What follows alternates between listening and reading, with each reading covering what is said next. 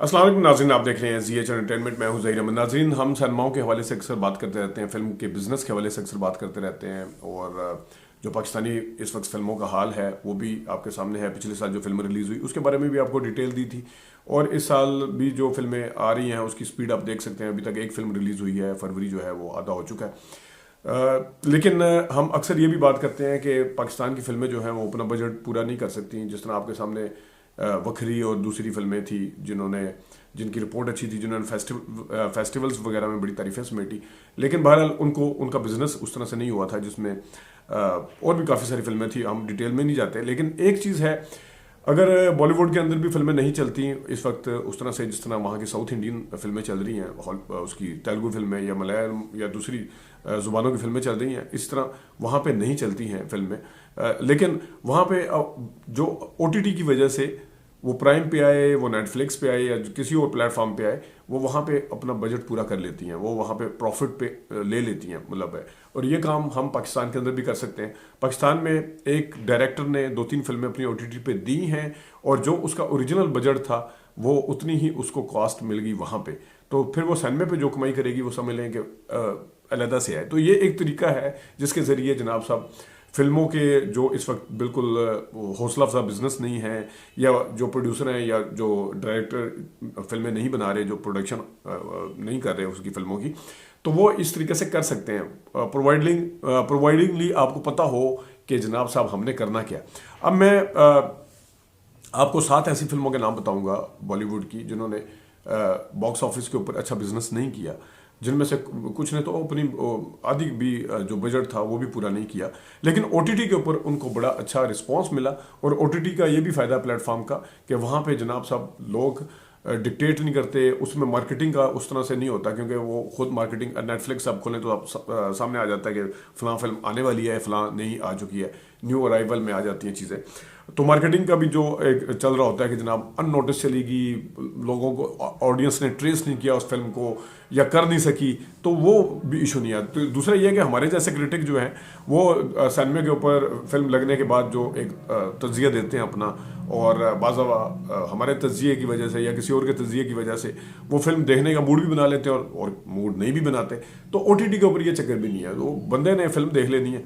लेकिन बहरहाल ओटीटी का प्लेटफॉर्म आपको अच्छा पे करता है। मैं आपको 7 ऐसी फिल्मों के नाम बताता हूँ जिसमें जो है वो फिल्में बॉक्स ऑफिस पे नहीं चली। जिसमें सबसे बड़ी मिसाल है जेश भाई जोरदार, वो जोरदार बोलते हैं या जोरदार बोलते हैं, उन्होंने जोरदार लिखा हुआ है। तो ये फिल्म थी रणवीर सिंह की। इस फिल्म ने बॉक्स ऑफिस के ऊपर कोई इतना अच्छा बिजनेस नहीं किया था, और फिर ये फिल्म जो थी ओटीटी पे आई, और इस फिल्म ने बॉक्स ऑफिस पे, मैं बताता चलूँ कि इसने सिर्फ 23 करोड़ रुपया कमाया। हालांकि इसकी जो बजट थी वो बजट था जो उसका 86 करोड़ था।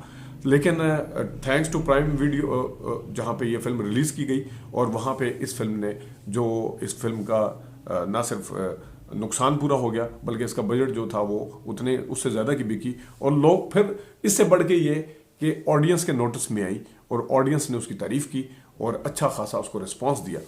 तो इसी तरह की दूसरी एक और फिल्म है जर्सी। जर्सी फिल्म जो थी वो शाहिद कपूर की थी। ये फिल्म भी बॉक्स ऑफिस पे अननोटिस चली गई, या इसको लोगों ने नहीं देखा। ओवरऑल मैंने आपको बताया कि बॉलीवुड के सिनेमा का भी हाल उस तरह से नहीं है कि जिस तरह वहाँ पे साउथ इंडियन फिल्में बिजनेस कर रही हैं, तो ये वहाँ पे भी नहीं चली। तो वहाँ पे इस फिल्म को भी ओटीटी के ऊपर रिलीज़ किया गया, और इस फिल्म को भी एक अच्छा बिजनेस मिला, या एक अच्छे तरीके से ये फिल्म चली। थप्पड़ फिल्म एक और अगेन, थप्पड़ फिल्म में तापसी पन्नू एक बड़ी ज़बरदस्त मंजी हुई अदाकारा हैं। क्रिटिक्स ने उनके काम को बहुत पसंद किया, लेकिन ये फिल्म जो थी वो बॉक्स ऑफिस के ऊपर बिजनेस करने में नाकाम रही। लेकिन जिस वक्त इस फिल्म को भी ओटीटी प्लेटफॉर्म के ऊपर रिलीज़ किया गया, उसके ऊपर लगाया गया, चढ़ाया गया, अपलोड किया गया, या उसकी स्ट्रीमिंग वहाँ पे हुई, तो उस वक्त थप्पड़ फिल्म को ऑडियंस ने देखा। उन्होंने तापसी की तारीफ़ भी की, उन्होंने जनाब साहब फिल्म की अच्छे होने की भी तारीफ़ की, और उसके साथ साथ जो फिल्म का एक नुकसान था वो भी पूरा हुआ। और अभी चौथी, तो इसी किस्म की नाजरीन चौथी फिल्म तुम आबाद जो थी वो हॉरर फिल्म थी, और इस फिल्म को लोगों ने नहीं देखा, उस वक्त पता नहीं चला हॉरर फिल्म थी ये। लेकिन जिस वक्त लोगों ने इस फिल्म को जाके देखा, तो फिर उन्हें देखा कहाँ, अमेज़ॉन पे जब ये फिल्म आई ओटीटी पे, तो फिर लोगों ने जब इसको देखा तो अपनी बेवकूफ़ी उन्हें समझ आई कि इस फिल्म को हमें देखना चाहिए था। लेकिन नहीं देख सके थे, लेकिन अमेजोन पे उसको बड़ी अच्छी रिसेप्शन मिली और जो यकीनन जो बजट था वो भी उसका पूरा हुआ। और उसके साथ साथ फिर लोगों की ये भी राय थी कि गली बॉय की बजाय इस फिल्म को ऑस्कर 2019 के लिए नॉमिनेट होना चाहिए था। अगली इसी किस्म की एक फिल्म जो कि आई और वो भी उस तरह से नहीं चल सकी थी या नोटिस में नहीं आई, वो थी सोन चिड़िया। सोन चिड़िया सुशांत सिंह लेट सुशांत सिंह मरहूम की फिल्म थी और उस फिल्म के हवाले से भी यही कहा जाता है कि इस फिल्म को बड़ी मेहनत से बनाया गया था और इसका भी जो बजट था वो बिल्कुल पूरा नहीं हो सका, ये फिल्म नुकसान में गई। लेकिन जिस वक्त इसको भी OTT ZEE5 के ऊपर रिलीज किया गया तो लोगों ने इसको भी बहुत ज़्यादा पसंद किया। एक और फिल्म, छठी फिल्म इसी किस्म की, वो थी मुक्काबाज। मुक्काबाज फिल्म को भी बॉक्स ऑफिस के ऊपर कामयाबी नहीं मिली। उसका मर के बजट ही, लो बजट फिल्म थी, बजट ही पूरा हुआ था, लेकिन उसको जो असल प्रॉफिट मिला वो फिल्म जिस वक्त उसको प्राइम पे या OTT का प्लेटफॉर्म था, मुझे अब यही याद नहीं है कि किस पे उसको रिलीज़ किया गया। वहाँ पे जब रिलीज़ किया गया तो फिर इस फिल्म को कल्ट क्लासिक फिल्म का जनाब साहब टाइटल दिया गया। और आखिरी 7वीं फिल्म, वैसे तो बड़े ताशा मैं 7वीं फिल्म आपको बता रहा हूँ। रॉकेट सिंह जो थी उसमें भी रणबीर कपूर की फिल्म, उस फिल्म को भी लोगों ने बहुत सराहा, क्रिटिक्स ने बहुत सराहा, लेकिन ये फिल्म भी बॉक्स ऑफिस के ऊपर कोई बज़ क्रिएट करने में या कोई अच्छा प्रॉफिट बनाने में नाकाम रही। लेकिन इस फिल्म को जब OTT के ऊपर रिलीज़ किया गया और तो फिर यहाँ से उसको प्रॉफिट हुआ। तो अब आते हैं जनाब पाकिस्तान के अंदर OTT के ऊपर फिल्में रिलीज़ करने का। वो नहीं है, एक सबसे बड़ी बात तो हम मानते हैं कि इनके पास उस तरह का प्लेटफॉर्म नहीं है, क्योंकि नेटफ्लिक्स जो है वो रिलीज़ नहीं करता, प्राइम इस तरह से पाकिस्तानी कंटेंट रिलीज उसके ऊपर नहीं चढ़ाता। एक आध के अलावा सुना है कि अब वो माहिरा खान और फवाद खान का जो एक ड्रामा आ रहा है वो लगाएंगे उसके ऊपर, लेकिन उसके लिए और भी उसमें हमजा भी है मेरे ख्याल में। लेकिन ऐसा भी नहीं है कि यहाँ पे कोई प्लेटफॉर्म अवेलेबल नहीं है। प्लेटफॉर्म तो यहाँ का नहीं है, वो भी इंडियन ही है, लेकिन बहरहाल वहाँ पे फिल्में चढ़ाई जा सकती हैं और लगाई जा सकती हैं, जिसकी वाज़ह मिसाल है अबू अलिया साहब की 3 फिल्में, उसमें शॉर्टकट के बाद सुपर पंजाबी के बाद टकसाली गेट, ये 3 ऐसी फिल्में हैं जो उन्होंने इनमें से 2 केबल वन जो है वो भी इंडियन एक प्लेटफॉर्म है, लेकिन वहाँ पे पंजाबी कंटेंट ज़्यादा आता है, और दूसरा चौपाल पे भी पंजाबी कंटेंट आता है। ये यहाँ पे उन्होंने अपनी फिल्में बेची हैं, फ़रोख्त की हैं, और बकौल अबू अलिया साहब के उनको अच्छा प्रॉफिट मिला।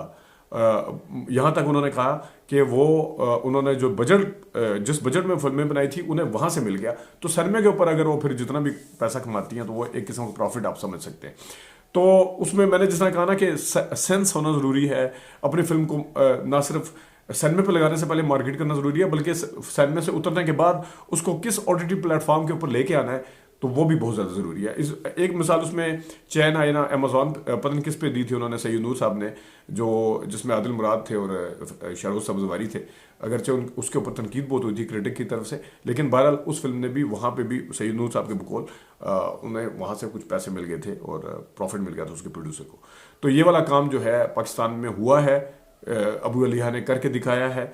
और बाकी जितने भी इस वक्त अगर फिल्म बनाएं, जिसमें मैं और चीज़ें बताता हूँ कि लो बजट फिल्म बनाएं, प्लान करके बनाएं, जिस जॉनर की फिल्म चल रही हैं वो बनाएं, तो इसमें ये भी बनाएं कि OTT पे उनको कहाँ पे बेचेंगे। अपना ख्याल रखिएगा, अभी तक के लिए इतनी इजाज़त दीजिए, अल्लाह हाफ़िज़।